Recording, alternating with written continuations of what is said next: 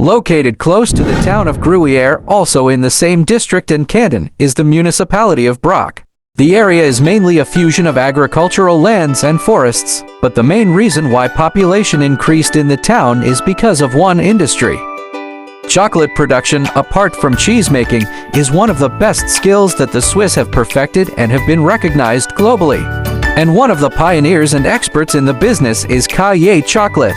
In 1820, Francois-Louis Cailler started crafting and selling chocolates. His chocolates continued to evolve through incorporation of ingredients, until in 2010, Cailler's descendants opened its museum and factory in Broc to educate people of the chocolate's rich history. Entrance to Maison Cailler includes an interactive tour of the museum, a hands-on experience with exhibits, a chance to explore the factory, and free chocolates for tasting and to take home. The cost of this insightful and delectable experience is 14 Swiss francs. The tour makes use of audio devices with various languages to make learning simultaneous but all-inclusive. The hands-on portion of the tour is not to be missed because it allows participants to use all senses to experience each ingredient and each type of chocolate. Wooden boxes filled with cacao beans, various types of nuts, and other food products are displayed for sensory exploration. We then head to the chocolate factory where we'll get to taste Cailler's freshly produced desserts. But first, a bit of information. Milk chocolate was invented by Daniel Peter, Cailler's son-in-law. It is composed of 50% sweetened condensed whole milk with portions of cacao, cocoa butter, and sugar. White chocolates, as their color suggests, have almost equal portions of all white ingredients including whole milk powder, cocoa butter, and sugar. And finally, for those who are watching their sugar intake, dark chocolate is composed of more than 50% of cacao mass with portions of cocoa butter and sugar depending on preference for level of sweetness. Now, before heading to the tasting area, tourists are taught on how to properly enjoy every single piece of chocolate. The first step is to look at the chocolate. Pay attention to the simplicity or complexity of the piece. Some chocolates are uniquely crafted. Is the color same throughout? Are there indications that it is a heterogeneous mixture? Or are there presence of blooms?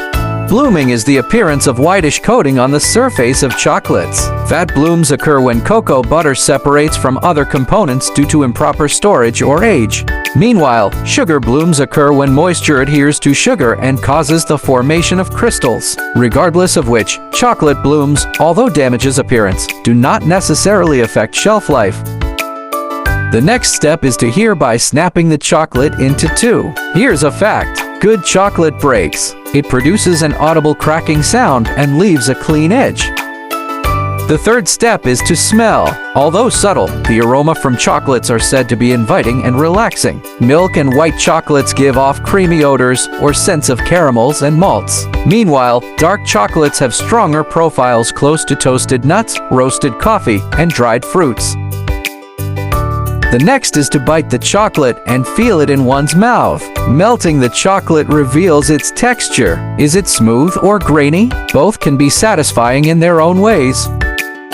The second to the last step is to taste. Is the chocolate sweet as expected? Are there bits of salt to create contrast? Are citrus flavors incorporated for a surprise of sourness? Or is there a large percentage of cacao beans for that healthy bitter profile?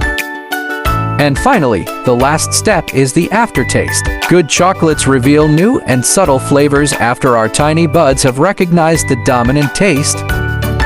Now that we've learned the proper way of savoring these mouth-watering desserts, we shall now explore Cailler's best-selling and premium chocolates.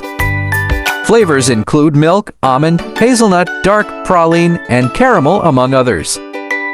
Our visit to Europe's oldest chocolate company is definitely the best activity to cap off our Swiss trip. Bidding the country farewell does leave a bittersweet taste. Nevertheless, the memories we have created shall forever be embedded in our hearts and minds.